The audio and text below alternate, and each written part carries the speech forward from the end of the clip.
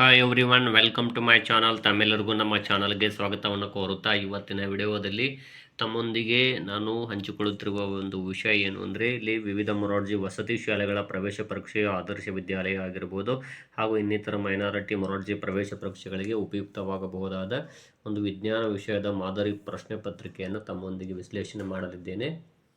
ಇಲ್ಲಿ ನೋಡ್ಬೋದು, ಮೊದಲನೇದಾಗಿ ಪ್ರಶ್ನೆ ಸಸ್ಯಗಳ ಉಸಿರಾಟದ ಅಂಗ. ಇಲ್ಲಿ ಕಾಂಡ, ಬೇರು, ಪತ್ರರಂಧ್ರ ಹಾಗೂ ಟೊಂಗೆ ಅಂತಿದೆ.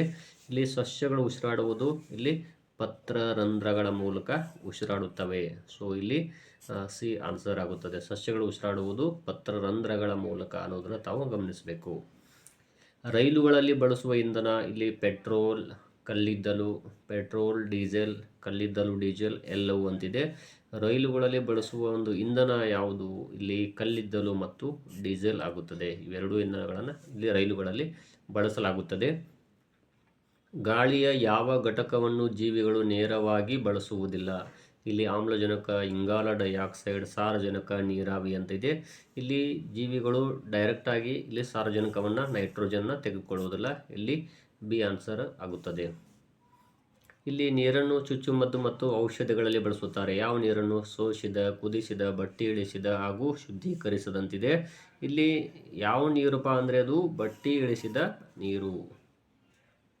ಕೆಳಗಿನ ಯಾವ ಆಹಾರದ ಘಟಕವು ಅಲ್ಪ ಪ್ರಮಾಣದಲ್ಲಿ ಬೇಕಾಗುತ್ತದೆ? ಪ್ರೋಟೀನ್, ಜೀವಸತ್ವಗಳು, ಕೊಬ್ಬು ಮತ್ತು ಕಾರ್ಬೋಹೈಡ್ರೇಟ್ ಅಂತಿದೆ. ಇಲ್ಲಿ ಆನ್ಸರ್ ಯಾವುದು ಅಂದರೆ ಜೀವಸತ್ವಗಳು. ಕೆಳಗಿನ ಕ್ರಿಯೆಯು ಏನನ್ನು ಸೂಚಿಸುತ್ತದೆ? ಇಲ್ಲಿ ಘನದಿಂದ ನೋಡ್ಬೋದು. ನೆಕ್ಸ್ಟ್ ಅನಿಲದಿಂದ ಘನವನ್ನು ಬಿಸಿ ಮಾಡ್ತೀವಿ, ಅವಾಗ ಅದು ಅನಿಲವಾಗ್ತದೆ. ಅನಿಲವನ್ನು ತಂಪು ಮಾಡಿದಾಗ ವಾಪಸ್ ಇಲ್ಲಿ ಘನ ಆಗುವುದು.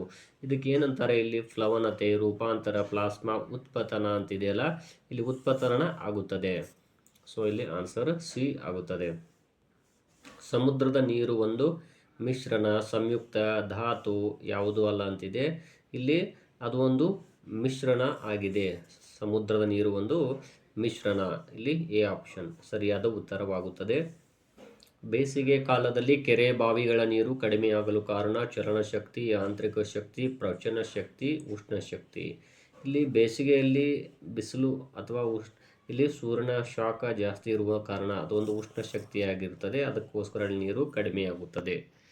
ಸೌರವ್ಯೂಹದ ದೊಡ್ಡ ಗ್ರಹ ಭೂಮಿ, ಗುರು, ಶುಕ್ರ, ಯುರೇನಸ್ ಅಂತಿದೆ. ಇಲ್ಲಿ ಸೌರವ್ಯೂಹದಲ್ಲಿ ಅತಿ ದೊಡ್ಡ ಗ್ರಹ ಯಾವುದು ಅಂದರೆ ಇಲ್ಲಿ ಗುರು ಗ್ರಹ ಆಗಿದೆ. ಯಾವ ಗ್ರಹವು ಸೂರ್ಯನನ್ನು ಒಂದು ಬಾರಿ ಸುತ್ತಲೂ ಹೆಚ್ಚಿನ ಅವಧಿಯನ್ನು ತೆಗೆದುಕೊಳ್ಳುತ್ತದೆ? ಇಲ್ಲಿ ನೆಪ್ಚೂನ್, ಯುರೇನಸ್, ಭೂಮಿ ಮತ್ತು ಬುಧ. ಇಲ್ಲಿ ನೆಪ್ಚೂನ್ ಗ್ರಹ ಸೂರ್ಯನಿಂದ ಬಹಳ ದೂರದಲ್ಲಿ ಇರುವ ಕಾರಣಕ್ಕಾಗಿ ಅದು ಸೂರ್ಯನನ್ನು ಸುತ್ತಲಿಕ್ಕೆ ಸಾಕಷ್ಟು ಅವಧಿಯನ್ನು ತೆಗೆದುಕೊಳ್ಳುತ್ತದೆ. ಹಾಗಾಗಿ ಇಲ್ಲಿ ನೆಪ್ಚೂನ್ ಸರಿಯಾದ ಆನ್ಸರ್ ಆಗುತ್ತದೆ. ಭೂಮಿ ಸೂರ್ಯನನ್ನು ಸುತ್ತಲಿಕ್ಕೆ ಇಲ್ಲಿ ಎಷ್ಟು ದಿನಗಳು ಅಂದರೆ 365 ದಿನಗಳು ಮತ್ತು 6 ಗಂಟೆ ತೆಗೆದುಕೊಳ್ಳುತ್ತದೆ. ಇನ್ನು ಬುಧ ಇದೆಯಲ್ಲ, ಕೇವಲ ಕಡಿಮೆ ಅವಧಿಯನ್ನು ತೆಗೆದುಕೊಳ್ಳುವಂಥ ಗ್ರಹ ಬುಧ ಗ್ರಹ ಆಗಿದೆ. ಗುರುತ್ವಾಕರ್ಷಣ ಬಲವನ್ನು ಕಂಡುಹಿಡಿದವರು ಗ್ಯಾಲಿಲಿಯೋ, ಜೆ.ಸಿ. Bose, Newton, Einstein.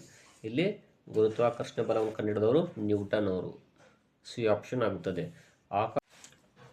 ಇಲ್ಲಿ ಸೌರವ್ಯೂಹದಲ್ಲಿ ಸೂರ್ಯನಿಗೆ ಅತಿ ಸಮೀಪದ ಗ್ರಹ ಬುಧ, ಗುರು, ಮಂಗಳ, ನೆಪ್ಚೂನ್ ಅಂತಿದೆ.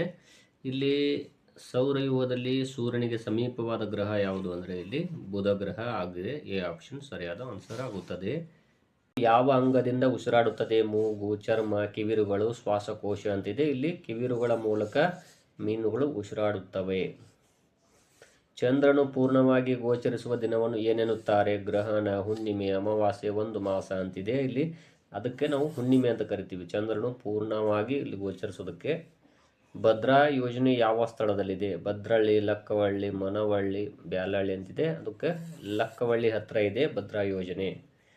ಇನ್ನು ಸಸ್ಯದ ಆಕರ್ಷಣೆಯ ಭಾಗ ಬೇರು, ಎಲೆ, ಬೀಜಗಳು, ಹೂವು. ನೋಡಿ, ಇಲ್ಲಿ ಸಸ್ಯದ ಒಂದು ಅಟ್ರಾಕ್ಷನ್ ಭಾಗ ಯಾವುದು ಅಂದರೆ ಹೂವು ಆಗುತ್ತದೆ.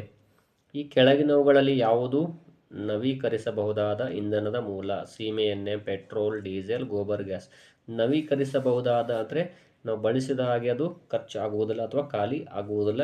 ನಮ್ಮ ಜೀವಿತಾವಧಿಯಲ್ಲಿ ಸಂಪೂರ್ಣವಾಗಿ ಬಳಕೆಗೆ ಯೋಗ್ಯವಾದಂತಹ ಒಂದು ಇಂಧನ. ಹಾಗಾಗಿ ಅದಕ್ಕೆ ನಾವಿಲ್ಲಿ ಗೋಬರ್ ಗ್ಯಾಸ್ ಅಂತ ಹೇಳ್ತೀವಿ. ವೃಕ್ಷ ಮಾತೆ ಎಂದು ಯಾರನ್ನು ಕರೆಯುತ್ತಾರೆ? ಅಕ್ಕ ಮಹಾದೇವಿ, ಮೇಧಾ ಪಾಟ್ಕರ್, ಸರೋಜಿನಿ ನಾಯ್ಡು, ಸಾಲು ಮರದ ತಿಮ್ಮಕ್ಕ. ಇಲ್ಲಿ ಸಾಲು ಮರದ ತಿಮ್ಮಕ್ಕ ಅವ್ರಿಗೆ ವೃಕ್ಷ ಮಾತೆ ಅಂತೀವಿ. ಯಾವುದು ಪರಿಸರ ಸ್ನೇಹಿಯಾಗಿದೆ? ಬೈಕ್ ಓಡಿಸುವುದು, ಸೈಕಲ್ ಸಂಚಾರ, ವಿದ್ಯುತ್ ರೈಲು. ಬಿ ಮತ್ತು ಸಿ ಅಂತ ಹೇಳಿದ್ದಾರೆ. ನೋಡಿ ಇಲ್ಲಿ ಬಿ ಮತ್ತು ಸಿ ಇದೆಯಲ್ಲ, ಇವೆರಡೂ ಕೂಡ ಪರಿಸರ ಸ್ನೇಹಿ, ಹಾಗಾಗಿ ಡಿ ಆನ್ಸರ್ ಆಗುತ್ತದೆ.